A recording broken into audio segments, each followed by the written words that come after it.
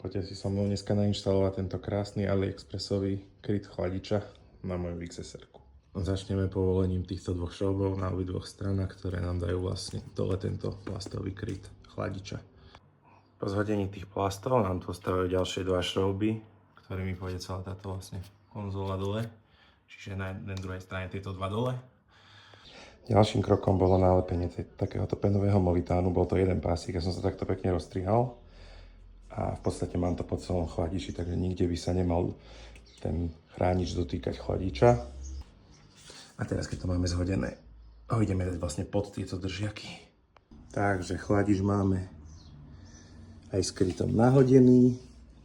Pekne som nalepil v podstate tie spodné gumičky, ale kvázi je to úplne jedno, lebo sem strčím prst zo spodu, z vrchu pol prsta, hej, že je tam medzera. Vôbec sa to nedotýka toho originálneho chladiča. A na to, že to je z AliExpressu, čo som čítal tie recenzie, že to niekomu nepasovalo, tak mi to paslo krásne, proste robota na 2 minúty. Tak toto vyzeralo pred.